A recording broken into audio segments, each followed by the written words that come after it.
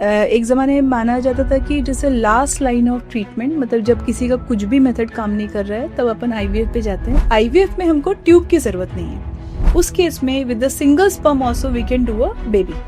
तो ये facility IVF है। सो हर एग में आईवीएफ लैब में माइक्रोस्कोपिकली एग के अंदर स्पर्म डालते हैं, यानी कि ना हमको ट्यूब की जरूरत है ना हमको स्पर्म के उतने काउंट और मोटिलिटी की जरूरत है, but we need a one good quality egg. मतलब अगर किसी के पास एक भी एग है, एक भी स्पर्म है और ट्यूब भी नहीं है, IVF is the treatment. There is nothing rocket science या इतना डरने का, या फिर इसमें जो लोगों का मिथ है कि बॉडी में ये वो और it's a very complicated procedure, ऐसा नहीं है। हाँ, ये एक्सपेंसिव है क्योंकि इसमें लैब रहता है, हम एक ह्यूमन बॉडी को बाहर क्रिएट करने की कोशिश करते हैं, इंक्यूबेटर्स रहता है, मेंटेनेंस रहता है, consumables are very costly and injections are costly, इसलिए इस प्रोसीजर में कॉस्ट इन्वॉल्व है। Otherwise this is a very simple procedure. 2 महीने के बाद में तो अगर आप किसी को बताएंगे भी नहीं कि आईवीएफ प्रेगनेंसी, तो किसी को पता भी, it is as good as any other natural pregnancy. लोग क्या मिसगाइड होते हैं, कोई कहता है 100% सक्सेस, मैंने कहा 100% कुछ नहीं होता। जिस दिन 100% देंगे उस दिन हम भगवान बन जाएंगे। हेलो दोस्तों, मैं हूं गौरव और स्वागत है आप सभी का हेल्दी पॉडकास्ट के इस नए एपिसोड में। दोस्तों, आज का ये एपिसोड उन हर कपल के लिए है जो पेरेंटहुड का सपना देख रहे हैं, लेकिन कहीं ना कहीं उन्हें किसी चैलेंजेस या दिक्कतों का सामना करना पड़ रहा है, चाहे वो फर्टिलिटी का इशू हो या कोई और रीज़न हो। दोस्तों, आज हमारे साथ हैं एक रीनोन्ड गायनेकोलॉजिस्ट और IVF specialist doctor Ishita Ganguly, जिन्होंने न जाने कितने ही कपल्स का पेरेंटहुड का सपना जो अधूरा रह गया था उसे पूरा करने में एक बहुत महत्वपूर्ण योगदान दिया है। आज के इस पॉडकास्ट में हम जानेंगे कि आईवीएफ क्या होता है, कैसे काम करता है, इनफर्टिलिटी के क्या क्या रीजंस हो सकते हैं और उन्हें कैसे ओवरकम किया जा सकता है। तो बिना किसी देरी के स्वागत करते हैं डॉक्टर इशिता गांगुली जी का। Ma'am, welcome to the podcast. Thank you. कैसे हैं आप? अच्छी। मैम, हम सब ने आईवीएफ के बारे में सुना तो है, चाहे वो बॉलीवुड मूवीज़ में हो, एडवर्टीजमेंट्स में हो या न्यूज़पेपर आर्टिकल्स में हो, लेकिन पढ़ के इसकी एक्चुअल डेफिनेशन समझ में नहीं आती है कि ये है क्या और इसकी प्रोसेस क्या है। तो आप प्लीज़ सिंपल वर्ड्स में व्यूअर्स के लिए इसे समझा सकते हैं? देखिए, आईवीएफ जो वर्ड है अभी it has been replace by ICSI, that is intracytoplasmic sperm injection. होता क्या है, दिस इज एक ज़माने में माना जाता था कि जैसे लास्ट लाइन ऑफ ट्रीटमेंट, मतलब जब किसी का कुछ भी मेथड काम नहीं कर रहा है तब अपन आईवीएफ पे जाते हैं, पर इट इज़ अ मिसकंसेप्शन। उसके लिए एक बेसिक जो आपको समझना पड़ेगा कि इनफर्टिलिटी, मतलब कोई भी कपल ऐसा आ रहा है जिसका 1 साल के बाद, शादी के बाद में भी बच्चे नहीं ठहर रहे, तो हम उसे टेक्निकली इनफर्टाइल कपल डिक्लेयर करते हैं। तो इनफर्टिलिटी की क्या वजह होती है, पहले तो ये समझना है कि क्यों कपल इनफर्टाइल है। मेन 3 रीजंस रहते हैं। या तो लड़की के एग की क्वालिटी में इशू है, जो लोग नहीं समझते हैं, लोगों को लगता है कि सिर्फ नंबर्स ही तो हैं, but it is the point of quality. Second, उसका यूट्रस और उसमें से निकलने वाला एक फेलोपियन ट्यूब, ये नॉर्मल होना चाहिए। And third and important factor is male factor. Husband में एटलीस्ट स्पर्म का एक पर्टिकुलर काउंट और नंबर होना चाहिए। ओके। ठीक है, तो हम जब इनिशियल लेवल ऑफ ट्रीटमेंट की बात करते हैं उसमें, जिसमें अगर अगर हम पहले हम कपल को एनालाइज करते हैं कि उनकी सोनोग्राफी करके कि उनके नंबर ऑफ एग्स ठीक दिख रहे हैं कि नहीं, हम ट्यूबल पेटेंसी टेस्ट करते हैं और यूट्रस को देखते हैं 2 मेथड से, जैसे एचएसजी हो गया और एक लैप्रोस्कोपी हो गया। सिमिलरली हम सीमेन एनालिसिस करते हैं, जिसमें हम एक नॉर्मल क्राइटेरिया रखते हैं कि उसका sperm count at least it should be more than 40 million और 50 million with the good motility of 45%। अब इनमें से कोई भी अगर सब कुछ क्राइटेरिया ठीक लगता है तो हम उसको रूटीन एक ट्रीटमेंट देना चालू करते हैं, जिसमें हम सोनोग्राफी के लिए मॉनिटरिंग करते हैं। और उसको फिर अगर उसमें वो ट्रीट उसमें नहीं सिंपल तरीके से हो पाते हैं तो हम नेक्स्ट लेवल आईयूआई पे जाते हैं। अगर उसमें भी नहीं हो पाता है तो then we go for IVF. लेकिन आईवीएफ की जो स्पेशलिटी है उसमें सबसे अच्छी चीज़ है, अगर किसी के ट्यूब पल्मोनरी डैमेज है, स्पर्म और एग्स मिलते हैं ट्यूब में, suppose a tube is damage, कोई किसी जैसे ट्यूबरक्लोसिस के पेशेंट में है या कोई लंबे इन्फेक्शन से या कोई कंजेनाइटल एनिमली है, तो आईवीएफ में हमको ट्यूब की ज़रूरत नहीं है। सेकंड जो सबसे बड़ा ब्रेक थ्रू पॉइंट आया है वो है सीमेन के नंबर और क्वालिटी में। एज ए सेड कि आईयूआई के लिए, नॉर्मल कंसेप्शन के लिए आपको एक पर्टिकुलर नंबर चाहिए which is a big number 45 million. बहुत सारे मेल में ये नहीं मिलता है। उस केस में with the single sperm also we can do a baby. तो ये फैसिलिटी आईवीएफ है। सो आईवीएफ टेक्नोलॉजी में हम क्या करते हैं, it's a very simple thing. हम पेशेंट को बुलाते हैं, उसको 3rd डे से इंजेक्शन लगाते हैं। इंजेक्शन की क्वालिटी बहुत अच्छी होती है जो रूटीन से दूसरी डिफरेंट होती है। 7 से 8 दिन इंजेक्शन लगाते हैं, उसको बेहोश करके सोनोग्राफी के लिए मॉनिटर करते हैं, बेहोश करके एग्स को निकालते हैं। हर एग में आईवीएफ लैब में माइक्रोस्कोपिकली एग के अंदर स्पर्म डालते हैं। ये जो प्रोसीजर है ये इक्सी है, इंट्रासाइटोप्लाज्मिक स्पर्म इंजेक्शन। ओके। फिर उसको हम इंक्यूबेटर में रख देते हैं और उसको भ्रूण में कन्वर्ट होने देते हैं, which takes almost 3 to 5 days। फिर उस भ्रूण को निकाल के सीधे यूट्रस में डाल देते हैं। यानी कि ना हमको ट्यूब की ज़रूरत है, ना हमको स्पर्म के उतने काउंट और मोटिलिटी की ज़रूरत है। हमने उसको कहाँ तक उतार लिया, single sperm without tube, but we need a one good quality egg. मतलब अगर किसी के पास एक भी एग है, एक भी स्पर्म है और ट्यूब भी नहीं है, आईवीएफ इज द ट्रीटमेंट। इस तरह से ये बहुत बड़ा ब्रेक थ्रू है इन इनफर्टिलिटी, जो कि पहले नहीं था। मतलब बिफोर आईवीएफ एंड इक्सी नहीं था, इनिशियली आईवीएफ था। आईवीएफ में क्या होता था कि एग को रख दिया और उसमें स्पर्म को से ऊपर से डाल दिया, ऑटोमेटिक फर्टिलाइजेशन होगा। लेकिन जहाँ कम नंबर है वो हो ही नहीं सकता था। तो इक्सी क्या, सीधे हमने एग को हैंडल से पकड़ा, स्पर्म को लिया, सीधे डायरेक्ट उसको इंजेक्ट किया, and it's a very simple procedure. 7 से 8 दिन इंजेक्शन लगाना है, बेहोश करके 15 मिनट में आपके एग्स निकल जाते हैं। फिर उसके बाद लैब में एम्ब्रियोलॉजिस्ट इक्सी का प्रोसीजर करते हैं। 3 दिन में एम्ब्रियो बन जाता है, एम्ब्रियो को यूट्रस में डाल देते हैं, 14 दिन बाद प्रेगनेंसी टेस्ट कर लेते हैं। There is nothing rocket science या इतना डरने का, या फिर इसमें जो लोगों का मिथ है कि बॉडी में ये वो और it's a very complicated procedure, ऐसा नहीं है।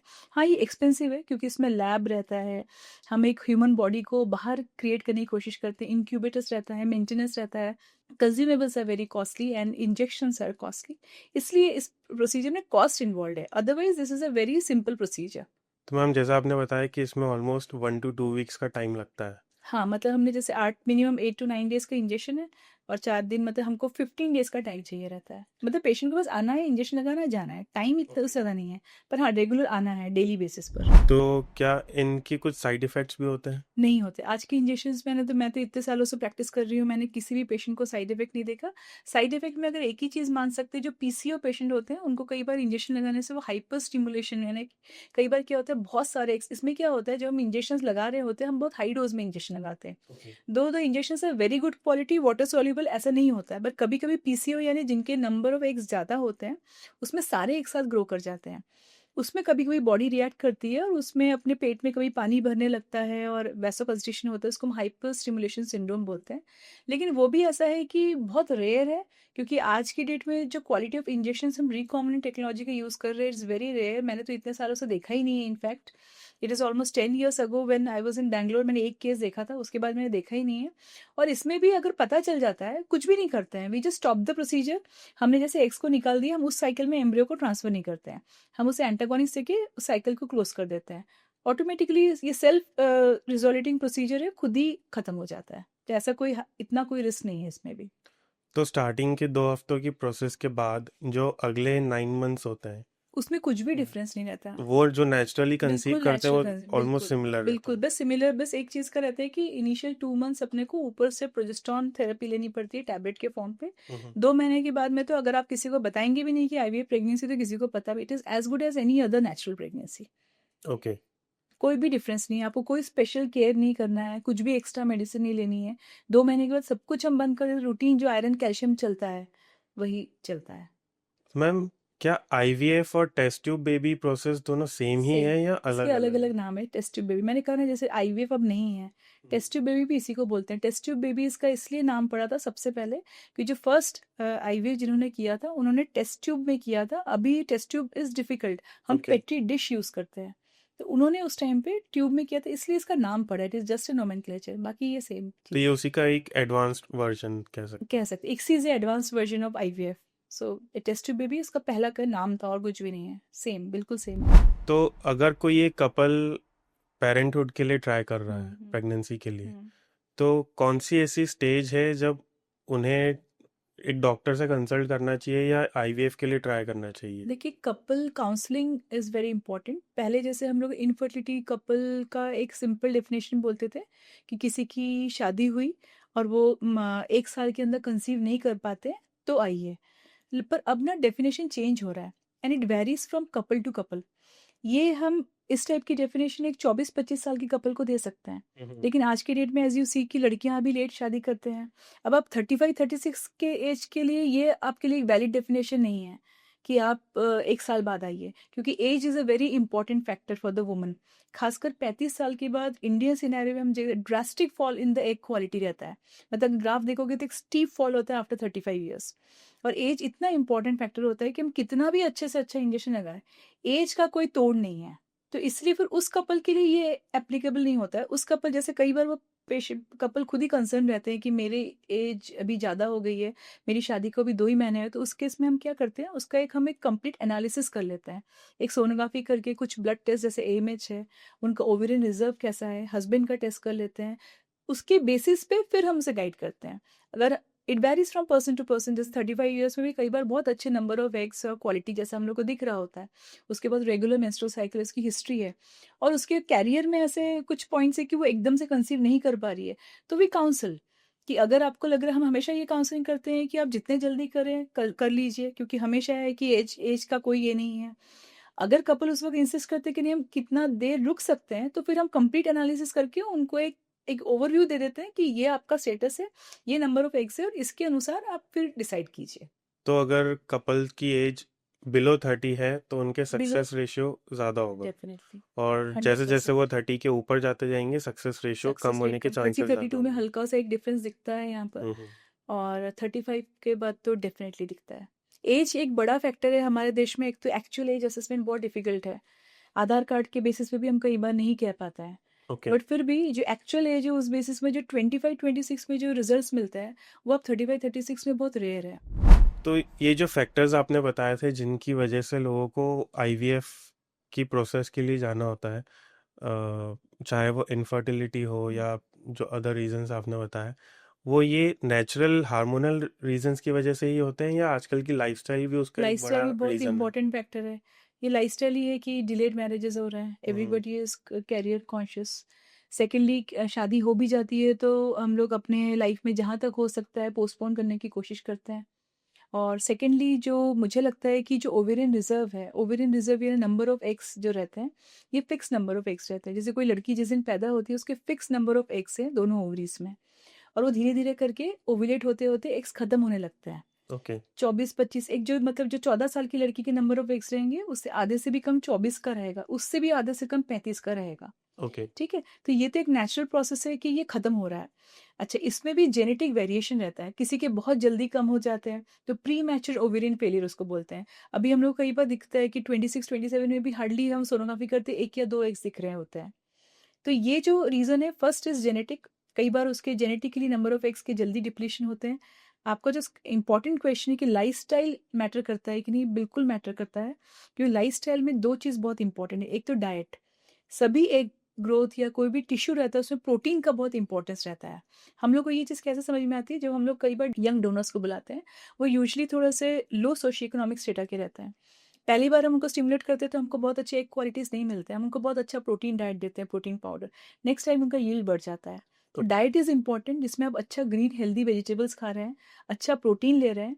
एंड वेरी इंपॉर्टेंट, आपकी एक्सरसाइज कैसी है, क्योंकि exercise is an important factor जो आपके सभी ऑर्गन्स के ब्लड सप्लाई को इम्प्रूव करता है। So exercise is important. And third important thing जो मुझे सबसे अभी लगता है कि आपका लाइफस्टाइल में early to bed and early to rise, ये धीरे धीरे कॉन्सेप्ट खत्म हो रहा है। लोग लेट नाइट तक जग रहे होते हैं, तो कहीं ना कहीं इंसुलिन या स्ट्रेस फैक्टर रिलीज होता है। हम्म। और जो मेरा पर्सनल व्यू है, आई फील इंडिया और एमपी और any India basically is now diabetic capital of the world. इसमें स्ट्रेस का बहुत रोल है, और इंसुलिन का एक क्वालिटी पर बहुत रोल है। मतलब अगर आप मुझे देखें तो इस लास्ट 5 ईयर्स में what I am able to see, कि अभी जो डायबिटिक स्ट्रक्चर आ रहा है 24 to 25 एज ग्रुप में ज़्यादा आ रहा है, और ये इंसुलिन ऑल्टर कर रहा है। और जहाँ इंसुलिन ऑल्टर करता है वो आपको पीसीओ की तरफ लेके जाता है। PCO is a type of ovary जिसमें नंबर ऑफ एग्स तो अच्छे हैं, लेकिन क्वालिटी बहुत खराब है। ये इनफर्टाइल कपल के इसमें प्रेजेंट करते हैं। तो लाइफस्टाइल इज इम्पॉर्टेंट। आपका टाइमिंग और स्लीप, आप कितना मोबाइल एक्सपोजर रख रहे हैं, आप क्या एक्सरसाइज कर रहे हैं, आप क्या खा रहे हैं, आप कितना स्ट्रेस ले रहे हैं, तो ये सब फैक्टर है। तो एक्सरसाइज में जिम वर्कआउट ज़्यादा बेटर होंगे या you daily yoga I better think होगा? कोई भी कार्डियो और योगा का कॉम्बिनेशन होना चाहिए। हम्म। आपका फिजिकल एक्टिविटी इसलिए ज़रूरी है क्योंकि आपके पैर जितना अच्छा मूव करेंगे, आपका ओवरऑल ब्लड सप्लाई अच्छा रहेगा। और ये yoga is again deep breathing exercise, आपको ऑक्सीनेशन करे, तो मुझे ऐसा लगता है कि शुड बी कॉम्बिनेशन। मैं किसी को बोलती हूँ 40 मिनट्स कार्डियो कीजिए, 20 मिनट्स योगा कीजिए, so this combination is good. आप मेडिटेशन कीजिए, आपका स्ट्रेस लेवल कम होगा और उसके साथ फिर आगे बढ़िए। पर ठीक है, ये बेसिक हम एक इन्फॉर्मेशन देते हैं, बाकी तो अल्टीमेटली हमारा मेन क्रक्स जो रहता है वो हमारा medical management, good quality of injections और इन सब पे काफ़ी मैटर करता है। आईवीएफ के अल्टरनेटिव ऑप्शंस क्या होते हैं? जैसे आपने स्टार्टिंग में बताया था कि आईवीएफ में काफ़ी सारे इक्विपमेंट्स और लैब्स इट इन्वॉल्व इज़ होते हैं, तो एक्सपेंसिव। काफ़ी हम तो एक्सपेंसिव कोशिश होता करते है। हैं पेशेंट को, शुरू में जब आता है हर किसी को आईवीएफ नहीं बोलते अनलेस इज वेरी नेसेसरी। देखिए आईवीएफ कहाँ पे एकदम ज़रूरी है, जहाँ पे स्पर्म काउंट दिख रहा है ही नहीं, 2 या 4 या 5 स्पर्म्स हैं, तो उसको फिर आप टाइम वेस्ट करोगे कोई दूसरा प्रोसीजर बोल के। हमारा 3 लेवल ऑफ ट्रीटमेंट है, लेवल 1, 2, 3। लेवल 1 आपको टैबलेट्स दिया, आप 3rd डे से टैबलेट्स लीजिए, 8th डे से सोनोग्राफी करने आइए। सोनोग्राफी के टाइम पे 1 या 2 इंजेक्शंस लगाते हैं और हम प्लान्ड इंटरकोर्स बोलते हैं, दैट इज़ लेवल 1 ट्रीटमेंट। पर उसके लिए आपके अच्छे ट्यूब होने चाहिए, अच्छे यूट्रस होने चाहिए, गुड नॉर्मल काउंट होना चाहिए and good number of egg ovarian reserve होना चाहिए।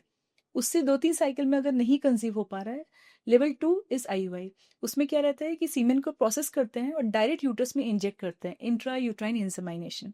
पर इन दोनों के लिए लेवल 1 और लेवल 2 है।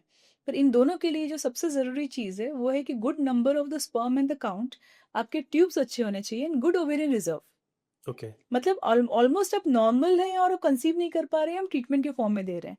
लेकिन जहाँ हमको कुछ मेजर इशू दिखता है कि उसके एग्स है ही नहीं या उसके स्पर्म्स बहुत ही कम है और ट्यूब टोटली डैमेज है, तब हमारे पास आईवीएफ के सिवा कोई दूसरा ऑल्टरनेटिव नहीं रहता। जैसा आपने बताया था कि आजकल लोग करियर ओरिएंटेड काफ़ी हो गए हैं, चाहे वो 30s की अर्ली स्टेज हो, वो फिर भी सोचते हैं कि कहीं ना कहीं थोड़ा और करियर पे फोकस कर लेते हैं, थोड़ा और टाइम दे देते हैं खुद को।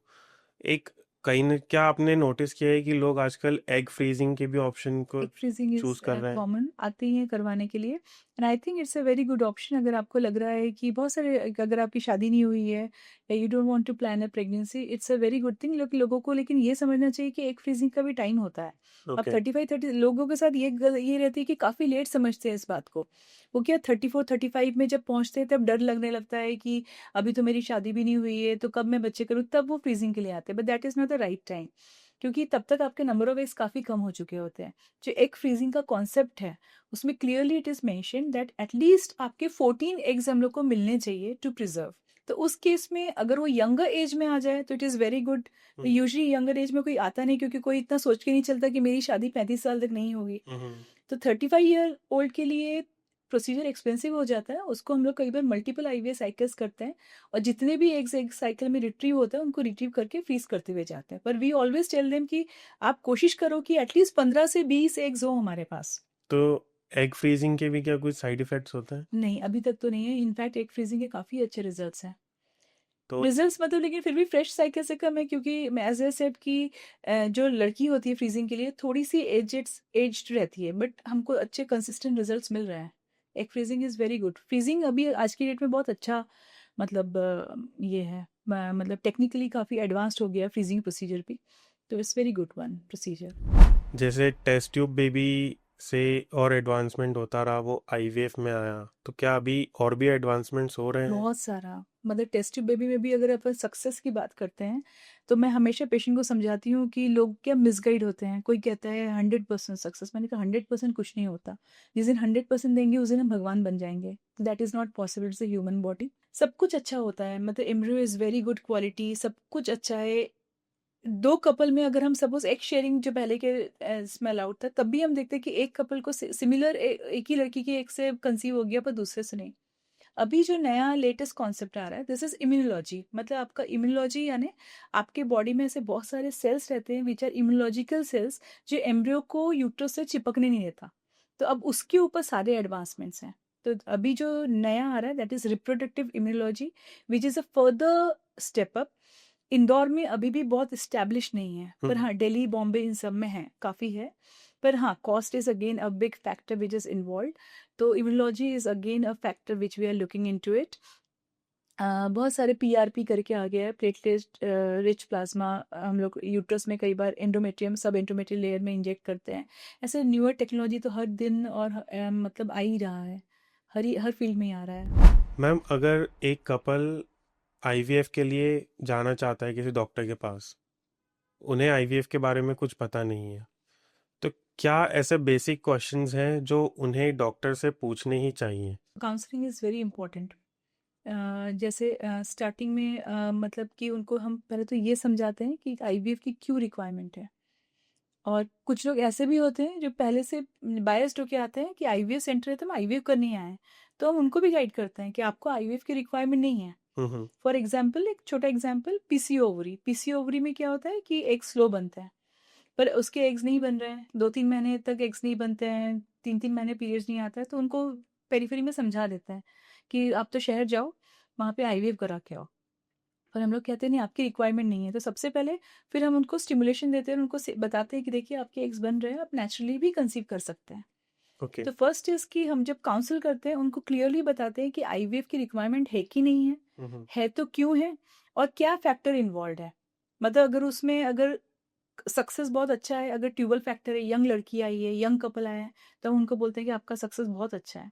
सिमिलरली अगर एल्डरली कपल आता है तो उससे उसको फिर हम बताते हैं कि नहीं, आपके इसमें सक्सेस के रेट्स कम है क्योंकि आपके एज फैक्टर आपकी एग क्वालिटी पर असर करेगा, and we need your eggs अगर आपको अपने एग से जाना है तो पेशेंट का अगर जो सवाल पूछना चाहिए, एक तो पेशेंट को क्लियर होना चाहिए कि every couple is a different couple. उन लोग एग्जाम्पल देते हैं कि मेरे उनके भाई का उनका यहाँ से हुआ था तो हमारा क्यों नहीं, तो वो दैट वी एक्सप्लेन। पेशेंट को क्वेश्चंस क्या पूछना चाहिए, ये तो हम ही एक्चुअली बोलते हैं। पेशेंट तो बस आके बोलता है कि हम तो आईवीएफ करने आए हैं या बच्चा नहीं ठहर रहा है, दैट इज़ देयर क्वेश्चन। तो आई डोंट थिंक कि उनको कोई पर्टिकुलर क्वेश्चन, क्योंकि हम ही सब चीज़ें काउंसलिंग में समझाते हैं, तो क्वेश्चन वाइज तो आई डोंट थिंक कि उनके लिए मेरे तरफ से तो कुछ नहीं है कि वो क्या पूछेंगे। अगर एक हेल्दी कपल प्रेगनेंसी के लिए ट्राई करना चाहता है, हम्म।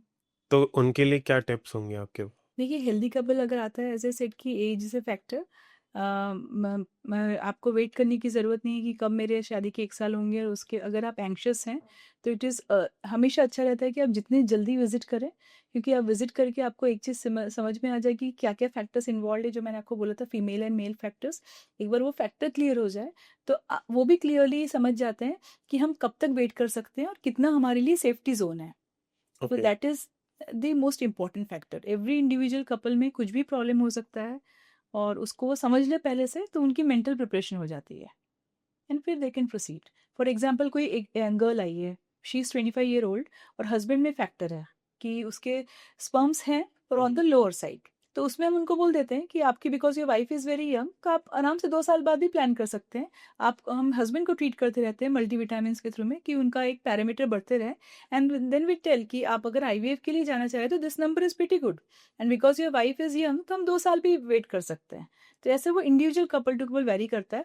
Assessment is very important. पहले आप क्लैरिटी के साथ बता दीजिए कि फैक्टर कहाँ है और इसको कितना वेट कर सकते हैं। मतलब इस केस में because the wife is young so we can wait for another 5 years। पर सिमिलरली अगर कोई अच्छे सीमेन के साथ आ रहा है और wife is 35, then we will not suggest कि आप 5 साल वेट कीजिए। क्या इस ऐसे केस भी में भी हम बोल देते हैं कि आप 5 साल वेट कर सकते हैं, but be ready for egg donation. फिर आपके एग से आप एक्सपेक्ट मत कीजिए, your uterus is fine, your husband semen will be fine, but after 5 years you will be going for egg donation. अगर वो ओके है विद दैट, फाइन। तो क्या ऐसे भी कुछ केसेस होते हैं जिसमें शुरू में इनफर्टिलिटी डायग्नोज होती है, चाहे वो मेल हो या फीमेल हो, तो बिना मेडिसिन के क्या नेचुरली भी इस चीज़ को क्योर किया जा सकता है? देखिए, नेचुरली क्योर किया जा सकता है। अगर एक हेल्दी लाइफस्टाइल या हेल्दी डाइट को ही सिर्फ फॉलो करें। देखिए, डिपेंड्स ऑन द एक्सटेंट। अगर आपका हेल्दी लाइफस्टाइल, जब जैसे कहाँ पर आएगा कि अगर कोई पेशेंट बहुत ओवरवेट है, suppose a girl is very obese, और पीसीओ इज़ अ फैक्टर, मतलब आप जितने वजन बढ़ते जाता है आपकी एक पनपना कम हो जाता है, आपके पीरियड्स इरेगुलर हो जाते हैं, उस केस में लाइफस्टाइल बहुत इंपॉर्टेंट है। हम उसको बोलते हैं हम जितने दुबले हो सकते हैं।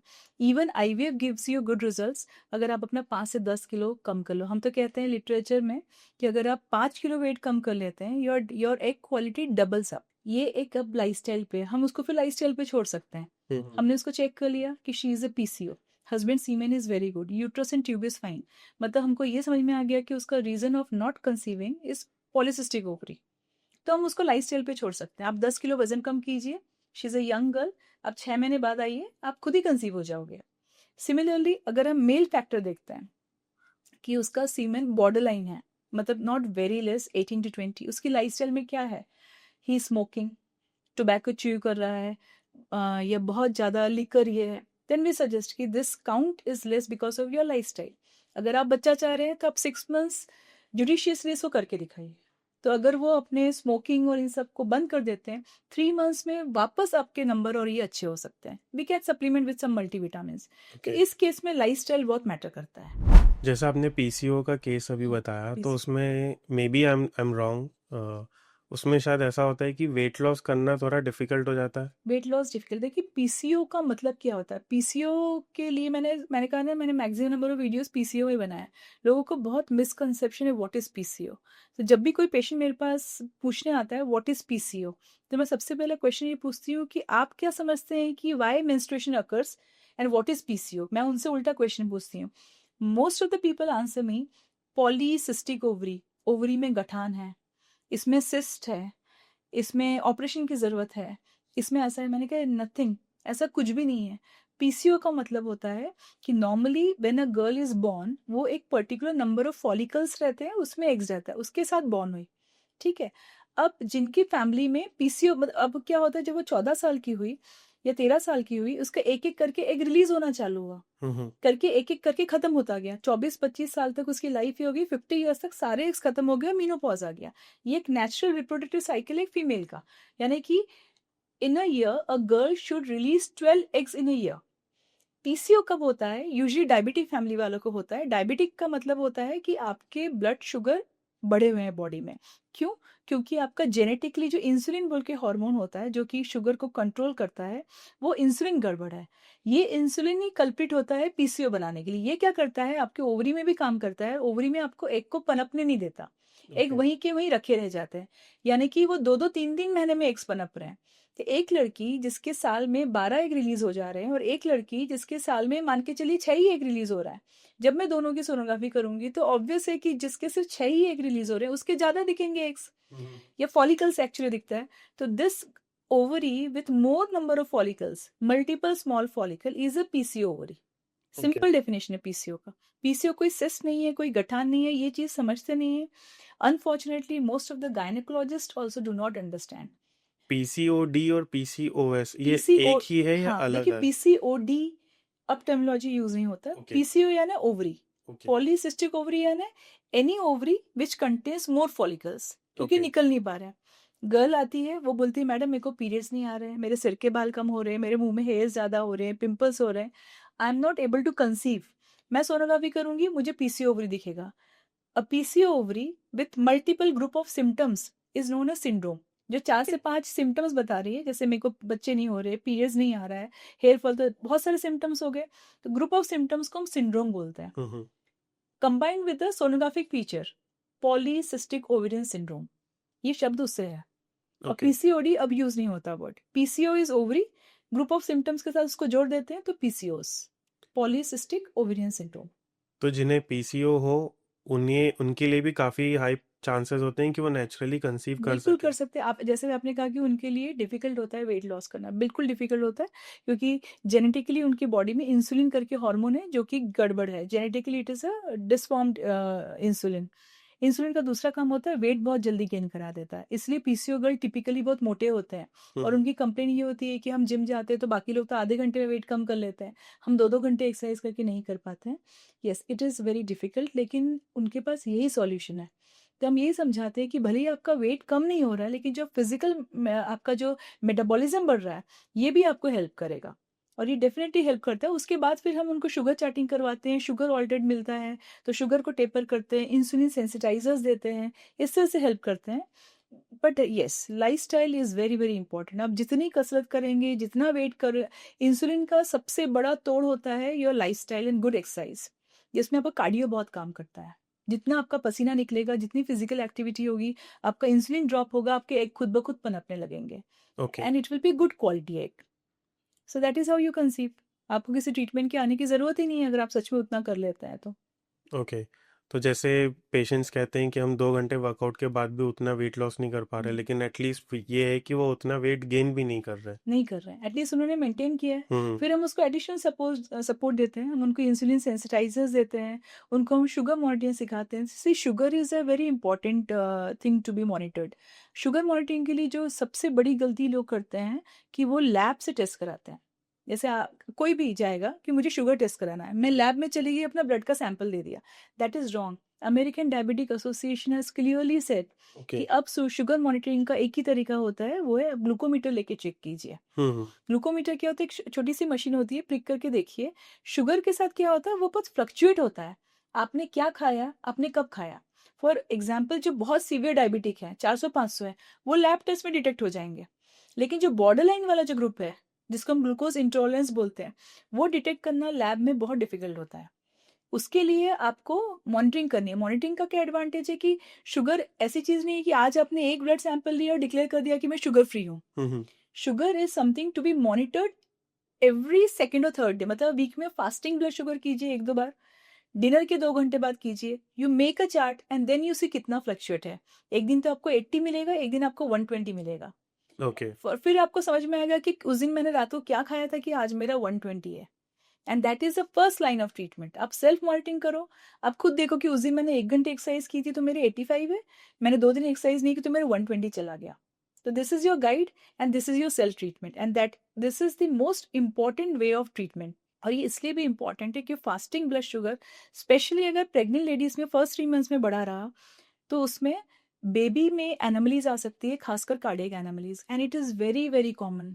मैं कितने पेशेंट्स देखती हूँ जिनके पहले बच्चे में हार्ट एनोमलीज हैं, पुरानी एएनसी फाइल है जिसमें सिर्फ रैंडम ब्लड शुगर किया हुआ है, HbA1c किया हुआ है, ग्लूकोज चैलेंज टेस्ट किया हुआ है, nobody has detected sugar. The moment I ask them to check with glucometer, 140 fasting blood sugar आया है। ओके। और baby is suffering for severe cardiac malformations.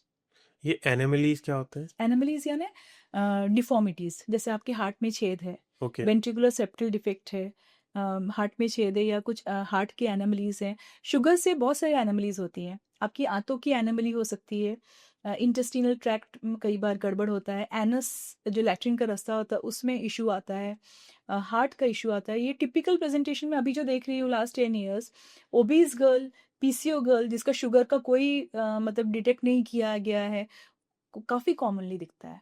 तो मैं बहुत इंसिस्ट करती हूँ, मैं तो अभी बोलती हूँ कि रेगुलरली एवरी एंटीनेटल पेशेंट, और I will say every Indian should get the sugar level test. हर किसी घर में एक शुगर की मशीन होनी चाहिए। कितना मतलब ऑलमोस्ट हर दूसरे तीसरे दिन या हफ्ते आप में हफ्ते एक में या एक दो बार बार? कीजिए, मेक इट ए रूटीन। अगर आपका नॉर्मल आ रहा है ना, हम्म। तो हफ्ते में एक बार कीजिए, 15 दिन में एक बार कीजिए। लेकिन ओके। आपको लग रहा है कि ऑल्टर्ड आ रहा है, आपका 100 से 110 भी जा रहा है, तो आपको उसका ध्यान रखना चाहिए। शुगर का भी मतलब काफी नेगेटिव इम्पैक्ट पड़ सकता है ब- प्रेगनेंसी के दौरान। Sugar is not only pregnancy, it is a silent killer. Hmm. ये आपकी बॉडी की हर ऑर्गन को डैमेज करता है। आपने कई फर्टिलिटी पे भी इंसिडेंट्स, काफी इम्पैक्ट फर्टिलिटी, करता है। पीसीओ तो है ही। हम्म। शुगर आपका पेरिफेरल नर्व डैमेज कर देगा, किडनी डैमेज कर देगा। अब देखिए the incidence of cardiac arrest कितना बढ़ गया है। Every third day we are listening कि कोई सेलिब्रिटी की डेथ हुई है। तो somewhere it is the inflammation. मुझे लगता है कि sugar has a very important role, sugar cholesterol. इसलिए मॉनिटरिंग इज़ वेरी इंपॉर्टेंट, क्योंकि मॉनिटरिंग करके ही तो आप लाइफस्टाइल सीखोगे। आप देखेंगे कि आपने जिस दिन एक्सरसाइज किया उस दिन शुगर कंट्रोल्ड है, जिस दिन आपने डाइट को ढंग से लिया आप करोगे। जो लोग जैसे यूएस कंपनीज वगैरह में काम करते हैं, मिडनाइट तक काम करते हैं, invariably they come with a very high sugar. मतलब कहीं ना कहीं हमारे बॉडी पे स्ट्रेस है। हम we Indians are not use to कि हम रात भर काम करें। तो आप रात के 3 बजे उस टाइप पे शुगर चेक करके देखिए, definitely it is raised. Night shift वालों को ज्यादा बिल्कुल प्रॉब्लम होती बिल्कुल। है। नाइट शिफ्ट वाले के साथ बहुत सारे इश्यूज आ रहे हैं। आप आईटी सेक्टर में देखिए, the incidence of cardiac issues have Ryzen like anything. ये सब हम्म। स्ट्रेस इंड्यूस ही तो है। मतलब इट इज बियॉन्ड इनफर्टिलिटी। आपने पूछा तो मैंने बताया कि everybody should check sugar. Okay.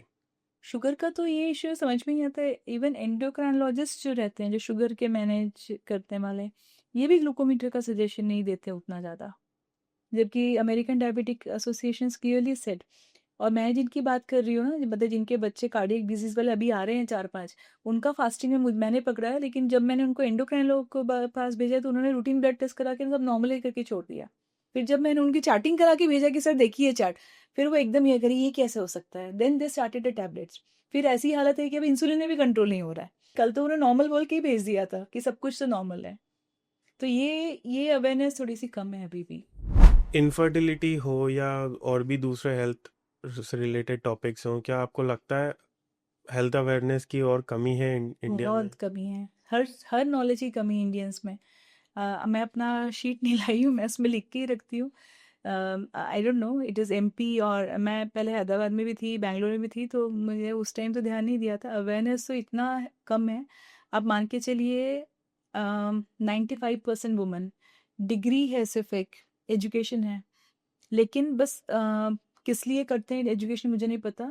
एक तो यहाँ पे ऐसे कॉलेजेस है 99% जहाँ आपको जाने की भी ज़रूरत नहीं है, सिर्फ डिग्री मिल जाती है। सब्जेक्ट वाइज अगर मैं पूछूँ ना कि आपने बीएससी किया है, तो बीएससी में कौन से सब्जेक्ट्स पढ़े थे, 99% वो भी आंसर नहीं कर पाते। एमएससी फिजिक्स बोलते हैं, और मैं पूछूंगी कि एमएससी फिजिक्स में आपने कौन से चैप्टर्स पढ़े थे, nobody will be able to answer. और लोगों को कुछ भी बेसिक नहीं पता रहता है, मतलब इतना भी नहीं पता है कि क्या खाना चाहिए, कितना पानी पीना चाहिए, एक्सरसाइज करना चाहिए। आप कितना भी समझा लीजिए कि एटलीस्ट एक न्यूज़पेपर पढ़ा कीजिए, कोई नहीं पढ़ेगा। अगर आप कितना भी, आप जैसे इतनी बातें की एक्सरसाइज करना चाहिए, I keep telling to all my patients, आप मान के चलिए 5% भी नहीं मानते इस बात को। शुगर मॉनिटरिंग बोलो तो लोग तो इतना नाराज़ हो जाते हैं कि हम शुगर चेक करते तो बढ़ के ही आता है, तो फालतू आप हमको स्ट्रेस दिलवा रहे हो। हमारे तो घर में सबने बोल दिया कि चेक ही मत करो, हमारे डॉक्टर ने बोल दिया ब्लड टेस्ट नॉर्मल है ना, छोड़ दो इसको। हम्म। तो दिस इज, ये जो एक्सेप्टेबिलिटी है, लैक ऑफ एजुकेशन है, लैक ऑफ अवेयरनेस है, ये काफ़ी डीप सीटेड है, बहुत डिफिकल्ट है बाहर निकालना। मतलब पढ़े लिखे लोग भी, मतलब ऐसे जनरल अवेयरनेस बहुत कम रहती है। Hygiene is again important thing, bar bar pelvic infection होना, यूरिनरी ट्रैक्ट इन्फेक्शन होना, ये भी ट्यूब्स को डैमेज कर देता है। एमपी में ये बहुत कॉमन है, मतलब मैंने ये बैंगलोर में नहीं देखा था, एमपी में खासकर देखा है। मे बी लेस एजुकेशन हाँ, उसका लेस एक एजुकेशन, रीजन हो सकता है। लेस एजुकेशन भी है। पता नहीं क्यों एडमेंट है, नहीं सुनना चाह रहा, नहीं सुनना। प्रेगनेंसी प्लान करने के लिए एक सही एज कौन सी होती है? 24, 25, 26। ओके। क्योंकि एटलीस्ट बाय 28। तो अगर उस एज तक प्लान कर रहे हैं तो उसके रिस्क कम मिनिमम होंगे। हर चीज़ का रिस्क, आपका blood pressure, pregnancy induced BP होता है, प्रेगनेंसी इंड्यूस्ड शुगर राइज होता है, पहले तो कंसेप्शन, इनफर्टिलिटी, अबॉर्शंस। इनफर्टिलिटी का दूसरा पहलू या एस्पेक्ट बोलेंगे अबॉर्शन। 3 मंथ्स में abortion is again because of equality, हम उसको एक ही चीज़ में मानते हैं, either you do not conceive और you conceive and you abort in first 3 months. So that is the same thing. ये सारी चीज़ें जैसे ही 28-30 क्रॉस करते हैं डेफिनेटली बढ़ती है। तो आज तो मैं इतने साल के एक्सपीरियंस में, अगर सच में आपको बच्चा चाहिए, मैं हमेशा लड़कियों को बोलती हूँ डिसाइड कि मुझे बच्चा ही नहीं चाहिए, मुझे कैरियर चाहिए, फाइन, भूल जाओ फिर होगा तो ठीक, नहीं तो नहीं। अगर सच में चाहिए बच्चा, तो 28 के पहले एक बच्चा कर लो, क्योंकि कल के डेट में तो आईवीएफ भी रिजल्ट देगा कि नहीं, कह नहीं सकते। क्या this is post ideal age. Pregnancy भी कुछ हेल्थ इश्यूज होते हैं? पोस्ट प्रेगनेंसी जो सबसे बड़ा चैलेंज है calcium deficiency. Okay. Calcium deficiency is again a very underrated और मिसअंडरस्टूड कॉन्सेप्ट। कैल्शियम की जो रिक्वायरमेंट होती है बहुत ज़्यादा है। कैल्शियम के साथ होता क्या है, WHO ने भी बहुत क्लियर बोला है और बहुत क्लियर गाइडलाइंस दी हुई है कि at least 2 gram of elemental calcium चाहिए। एलिमेंटल कैल्शियम का मतलब होता है कि 1 ग्राम सॉल्ट अगर आप लेते हैं कैल्शियम का, यू गेट 500 मिलीग्राम्स, यानी कि आपको एटलीस्ट 3 to 4 ग्राम सॉल्ट खाना है। ठीक है। अच्छा, अब लोग सोचते हैं कि हम क्यों कैल्शियम की गोली खाएं, हम तो दूध पी सकते हैं, हम 1 गिलास दूध पीते हैं। तो मैं उनसे ये पूछती हूँ, आपको पता है कि 1 गिलास दूध में कितना कैल्शियम है? हम्म। नहीं पता है। मैंने कहा चलिए, मैंने आपको 2 ग्राम्स एलिमेंटल कैल्शियम बोला, आप मुझे बताइए कि 500 मिलीग्राम एलिमेंटल कहाँ से मिलेगा? 1 लीटर दूध में 500 मिलीग्राम मिलता है, यानी 1500 मिलीग्राम या 2 ग्राम एलिमेंटल के लिए आपको 4 लीटर दूध पीना है, which is practically not possible. इसलिए calcium is the only tablet जो आपको जिंदगी भर लेना है। Every girl should take calcium. Men should take after 40, but girls should start taking calcium once they start menstruating, क्योंकि menstrual blood loss जो होता है उसमें लोगों को लगता है कि सिर्फ ब्लड लॉस हो रहा है और बच्चा अनीमिक हो रहा है। मदर कई बार, या इवन डॉक्टर्स, पीडियाट्रिशियंस सिर्फ आयरन देते हैं, but what you need is calcium. Calcium का कोई तोड़ नहीं है, क्योंकि उसका टैबलेट के फॉर्म के सिवा आप किसी भी अदर फॉर्म में नहीं दे सकते हो। आपको आयरन डेफिशिएंसी है, इंजेक्शन लगा सकते हैं, विटामिन डेफिशिएंसी, इंजेक्शन लगा सकते हैं, but calcium is only tablets. इसलिए आप देखोगे कि 40-45 के बाद सबके घर की फीमेल्स, मदर, ग्रैंड मदर, कमर दर्द, घुटना दर्द, घुटने नहीं चल रहे हैं, आड़ा टेढ़ा चल रहे हैं, pain, it's a common complaint in every family. Just because कि उन्होंने बचपन से, और क्योंकि देखो एक वो डेफिशिएंट मदर्स के बच्चे हैं, जब वो दिन मदर उनको फीड करा रही होती है पोस्ट डिलीवरी 2 साल, वो खुद कैल्शियम नहीं लेती, बाय बर्थ उनके बोन्स कमज़ोर हैं, मेंस्ट्रुअल एज में ब्लीडिंग चालू हो गई फिर कमज़ोर हो गए, फिर एंटीनेटल पीरियड में लोग 500 मिलीग्राम की गोली खा के निकाल देते हैं। ओके। तो ये जो डेफिशिएंसी चलती चलती 45 में जाके आपके जो परमानेंट बोन डिफॉर्म हो जाते हैं, तो आप कुछ नहीं कर सकते हो। एक बार के बोन्स आड़े टेढ़े हो गए, हार्ड हो गए, तो आप उसको वापस नॉर्मल नहीं कर सकते हो। तो इतने सारे फिर आपके बोनी डिफॉर्मिटीज, जो घुटना दर्द, कमर दर्द, बैक एक, ये सारे सिम्टम्स आते हैं उस टाइम पे। 40s में आते हैं, अब तो काफी मिड 30s में ही देखने मिल रहा है। तो ये तो वो सिम्टम्स आपने बताया जो प्रेगनेंसी या एज के साथ 30s या 40s में दिखने लगते हैं, कैल्शियम की कमी। क्या ऐसे भी कुछ सिम्टम्स हैं या कुछ दिक्कतें हैं जो प्रेगनेंसी के कुछ, for example initial 9 to 12 month में ही दिखने लगे, या ज़्यादातर लोगों को डिलीवरी के बाद हाँ बोल रहे हैं डिलीवरी के बाद एक फेस तो करनी पड़ती हो? कुछ भी नहीं है, लोग एक्चुअली समझते हैं। देखिए सबसे बड़ी गलती जो प्रेगनेंसी के बाद लोग करते हैं, they put on lot of weight, खूब खिलाते हैं, लड्डू खिलाते हैं, मोटा कर देते हैं। तो मैं हमेशा उनकी मदर्स की काउंसलिंग ज़्यादा ज़रूरी रहती है, 2 माएँ रहती हैं दोनों तरफ से, वो सबसे ज़्यादा इसमें इंसिस्ट करते हैं। लोगों को अभी भी लगता है कि घी खाकर, लड्डू खा के जो मोटे हो जाते हैं ना, तो हमारा बच्चा बहुत तगड़ा हो गया, दैट्स अ मिस कॉन्सेप्ट। क्योंकि उस वक्त प्रेगनेंसी के दौरान? प्रेगनेंसी के बाद, बाद? आप बाद का पूछ रहे हो? हाँ, बाद में, हाँ, क्योंकि मैंने देखा है प्रेगनेंसी के दौरान भी कुछ एक अलग से लड्डू बनते हैं लोगों के लड्डू घरों बनते, में। ताकत के लड्डू। मैं हमेशा हाँ। बोलती हूँ हिंदुस्तानियों को घी खाने की ज़रूरत नहीं है। ओके। घी क्या है? Ghee is a pure form of cholesterol, LDL VLDL. LDL VLDL का काम क्या रहता है? आपके हार्ट की वेसल को ब्लॉक करना। इंडियंस जेनेटिकली हम सब हाई कोलेस्ट्रॉल वाले हैं, हाई शुगर वाले हैं, तो ऐसी चीज़ें आप लीजिए ही मत। अब हेल्दी खाना खाइए, खूब हरी सब्जियां खाइए। हरी सब्जी कोई नहीं खाता। कितनी रिक्वायरमेंट है हरी सब्जी की एक दिन की, इंडिविजुअल की? अगर मैं आपसे पूछूं तो how much an one individual should consume in a day green vegetables? At least lunch और डिनर में तो होना चाहिए एक 1 किलो होना चाहिए। 1 किलो कुछ भी नहीं है, सूखी सब्जी 1 किलो, मतलब 250 ग्राम आपकी एक कटोरी सब्जी इंडिविजुअली। इंडिविजुअली 250 ग्राम होना चाहिए। ओके। 95% में तो सबकी हिस्ट्री लेती हो, 250 ग्राम में तो पूरे घर की सब्जी बन जाती है। हाँ। तो ये गलत है। तो 1 किलो सब्जी कुछ भी नहीं है, 250 ग्राम यानी एक कटोरी सब्जी है। यानी आपके दिन की 4 कटोरी सब्जी आपको खानी है। दिन में 2 खा लीजिए सवेरे नाश्ते में, और रात को 1। कोई नहीं खाता। तो ग्रीन वेजिटेबल्स की कमी रहती है। आप जितना फाइबर्स खाएंगे, आपका बॉडी का मेटाबॉलिक रेट अच्छा रहेगा और आप दुबले पतले रहेंगे। तो पोस्ट डिलीवरी अगर मेरा सजेशन है, पहली चीज़ वेट गेन मत कीजिए, क्योंकि आप उस वक्त जो मोटे हो जाते हो ना, वो फिर कभी ठीक नहीं होता है। फैट सेल्स एक बार तैयार हो गए, और आप जितने मोटे होते हो आपके जॉइंट पे उतना प्रेशर बनता है। आपका पेट जितना बाहर निकलेगा उतना आपके बैक पर भी प्रेशर पड़ेगा, बैक एक स्टार्ट होगा। That is one thing. और सेकंड में कैल्शियम का बोलती हूँ। और थर्ड मैं बोलती हूँ बहुत पानी पीजिए। आप जितना पानी पिएंगे, जितना फिजिकली एक्टिव रहेंगे, आपका बॉडी का जो वापस नॉर्मल इसमें आना, वो उतनी जल्दी आएगा। इन्वॉल्यूशन ऑफ यूट्रस, और ये जो हम बोलते हैं फर्स्ट 6 वीक्स या 1.5 महीने पर पीरियम के, लोग बिल्कुल उल्टा करते हैं। पानी पिलाना बंद कर देते हैं, बोलते हैं कि पेट फूल जाएगा। ये एक मिसकंसेप्शन है। लड्डू खिला के मोटा करते हैं, और कैल्शियम की तरह तो किसी को याद ही नहीं रहता। डिलीवरी हो गई तो चैप्टर इज क्लोज्ड। मैम, इनसे हटके मैं थोड़ा एक कुछ पर्सनल क्वेश्चंस पूछना चाहूँगा कि इस फील्ड में आने के लिए आप कैसे इंस्पायर हुए? मतलब क्या कुछ इंसिडेंट हुआ या किसी फैमिली मेंबर से आप इंस्पायर हुए? मेरे घर में मेरे लिए अनफॉर्चुनेट ये था कि मेरे घर में सब लोग बहुत सुपर इंटेलिजेंट थे। My my brother is IITian, okay. मेरे कजन इज आईआईटीएन। मेरे घर में मेरे हम लोग मतलब सबके एक एक दो दो बच्चे हैं। मेरे बुआ का बच्चा is again very good, he is into मतलब ऑल इंडिया लेवल पे उसने बड़े मेडिकल कॉलेजेस क्रैक किए थे। तो जब मैं 10th में थी, I was considered to be the worst child in the family. तो मेरे पेरेंट्स भी डॉक्टर हैं एक्चुअली, मम्मी और पापा। तो बाय डिफ़ॉल्ट मेरे को मान के ही चलते थे कि ये पढ़ने लिखने वाला बच्चा नहीं है, इसको तो आर्ट्स पढ़ाएंगे। और ये तो टोटली देवर की आर्ट्स ही पढ़ाना है।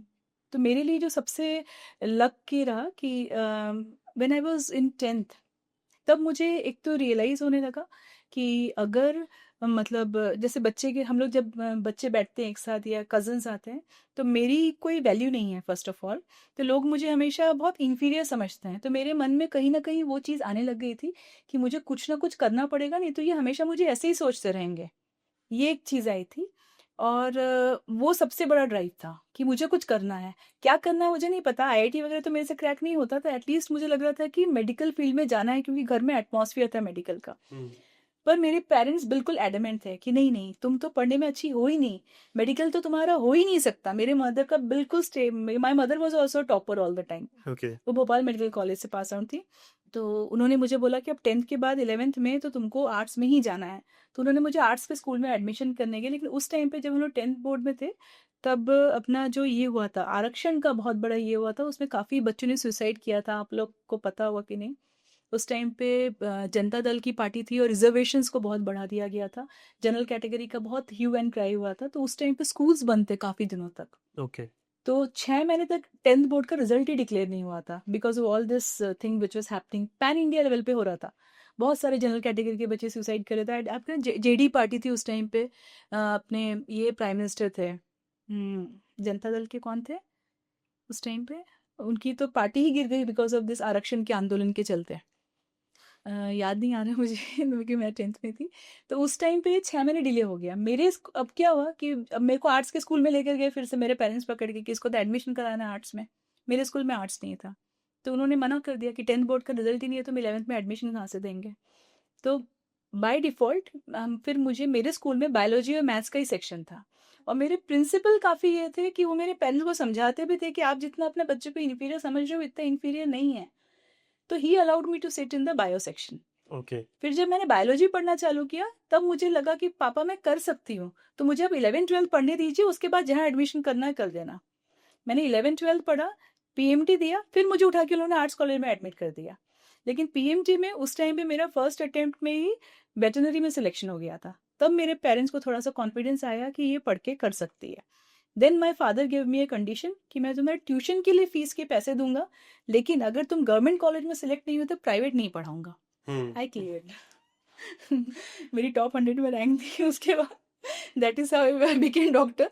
बाकी मेरे पेरेंट्स से बिल्कुल बने नहीं रहते, और मेरे मन में जो वो फीलिंग आई थी कि अगर मैं नहीं करूं या तो मेरी लाइफ एक हाउसवाइफ की तरह होगी और मेरे घर वाले तो मुझे एक पैसे की इज्जत नहीं देने वाले।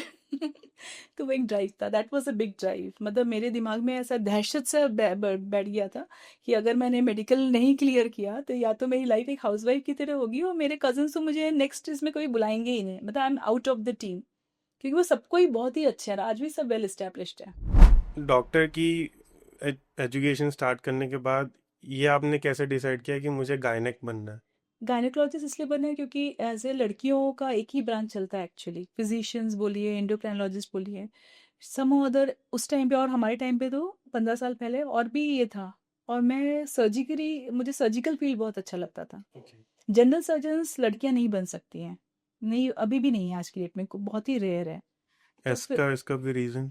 इसका रीज़न है कि लड़कियां जो रहती है, हर लड़कियों की सर्जरीज, डिलीवरीज और हिस्टेक्टमी होती है, वो तो फिर गायनेकोलॉजिस्ट के पास ही जाएंगे। वो जनरल सर्जन के पास नहीं आते, जनरल सर्जन के पास मेल पेशेंट आते हैं। तो अगर मेल सर्जन्स ऑलरेडी अवेलेबल है तो ऑब्वियसली वो फीमेल के पास नहीं जाएंगे। इसलिए जो सर्जरी ब्रांच है ये खासकर मेल डोमिनेटेड है।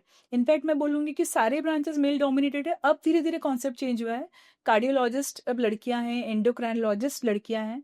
पर once upon a time it was only gynaec branch which was meant for girls, और पीडियाट्रिक्स अपन ले सकते हैं एक तरह से।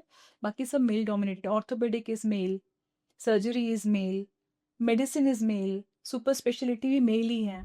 तो एज अ गायनेकोलॉजिस्ट अपने इतने साल के एक्सपीरियंस में ऐसे कौन से चैलेंजेस हैं जो यूजुअली एक गायनेक को फेस करने पड़ते हैं, चाहे वो every day is a challenge.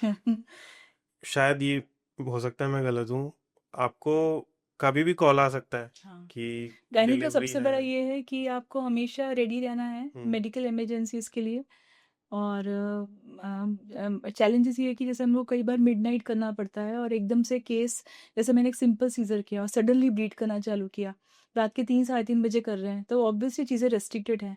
मैं एकदम से जाके किसी को भेज के ब्लड बैंक से ब्लड नहीं मंगवा सकती हूँ, या ऐसा कुछ नहीं कर सकती हूँ, या पोस्ट ऑपरेटिव सडन कॉम्प्लिकेशन हो गया, पेशेंट एम्बोलिज्म में चला गया, मैं किस सेटअप में काम कर रही हूँ। तो ये सबसे डिफ़िकल्ट चैलेंजेस है। इनफैक्ट अगर आप मेडिको लीगल केसेस देखोगे, 80% medical legal cases are against gynaecologist, क्योंकि पेशेंट को समझाना बहुत डिफिकल्ट होता है।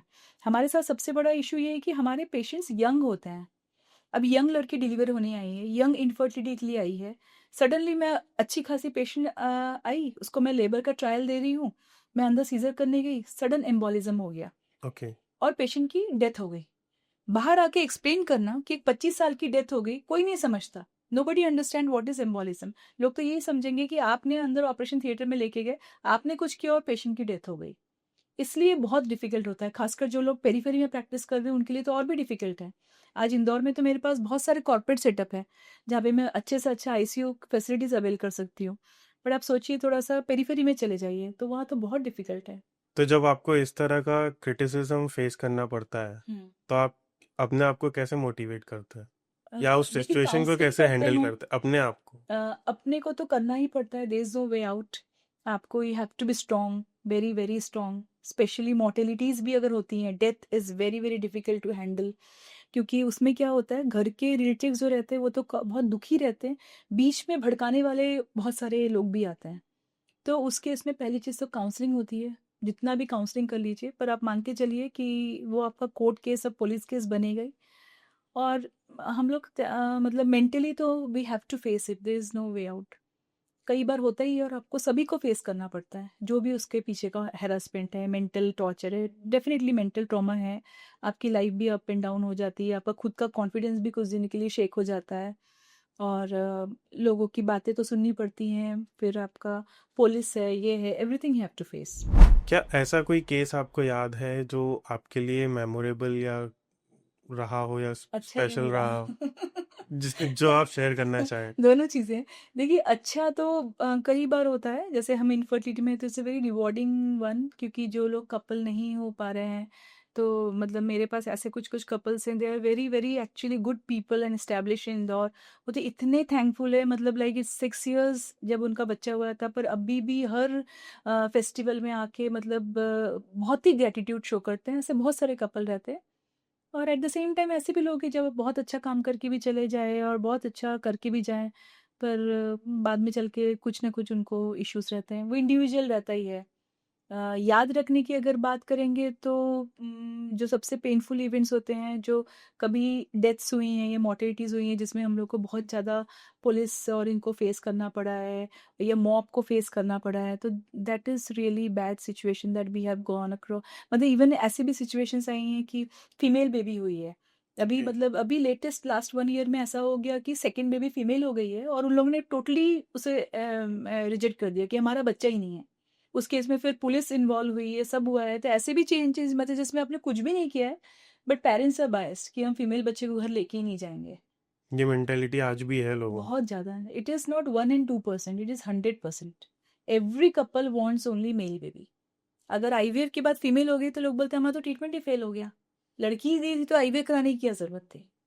आईवीएफ में क्या मैंने तो जब रिसर्च कर रहा था तब ये हम्म। आर्टिकल्स आए थे सामने, हो सकता है वो गलत हो। क्या आईवीएफ से ट्विंस या ट्रिपलेट्स होने के चांसेस ज़्यादा होते हैं? ज़्यादा रहते हैं। यूजुअली हम एम्ब्रो ट्रांसफ़र जो करते हैं, जो भ्रूण ट्रांसफ़र करते हैं सक्सेस के लिए, क्योंकि पेशेंट देखिए इतना खर्चा कर चुका होता है, तो हमारा सबसे प्रेशर रहता है कि हम सक्सेस थे, तो हम 2 से 3 भ्रूण ट्रांसफ़र करते हैं। तो कई बार वो तीनों पनप जाते हैं, तो उसमें से भी एक को फीटल रिडक्शन करते हैं और ट्विन्स रखते हैं। तो ट्विन्स का इंसिडेंस कॉमन है, ज़्यादा है, डेफिनेटली ज़्यादा है, more than 50% I would say. Thank you so much ma'am, आज थैंक आपने यू। टाइम निकाल के हमारे इस पॉडकास्ट में आए। आई एम श्योर जितने भी व्यूअर्स ये एपिसोड देखेंगे, आपकी दी बताई हुई बातों से उन्होंने काफ़ी कुछ सीखा होगा और वो लाइफ में उस चीज़ को इम्प्लीमेंट करेंगे। Thank you so much. Thank you for inviting. तो दोस्तों, ये था हमारा आज का informative discussion with doctor Ishita Ganguly. आज हमने आईवीएफ, प्रेगनेंसी, इनफर्टिलिटी से रिलेटेड कई सारी इंफॉर्मेशन समझी और उनके बारे में जाना। अगर आपको या आपके नोन में किसी को इस टॉपिक से रिलेटेड कोई कंसर्न है, तो डॉक्टर गांगुली जैसे एक्सपीरियंस स्पेशलिस्ट को कांटेक्ट करना, कंसर्न करना आपके लिए बहुत फायदेमंद हो सकता है। तो दोस्तों, उम्मीद करता हूँ कि आपको ये एपिसोड पसंद आया होगा। आगे भी ऐसे ही और इन्फॉर्मेटिव वीडियोस और पॉडकास्ट के लिए चैनल को सब्सक्राइब करना ना भूलें, और इस वीडियो को ज़रूर लाइक करें और कमेंट्स में हमें बताएं कि आप आगे और किन टॉपिक्स के बारे में जानना चाहते हैं। हम ऐसे ही और हेल्थ एक्सपर्ट्स के साथ आपके लिए वीडियोस बनाते रहेंगे। तब तक के लिए थैंक यू।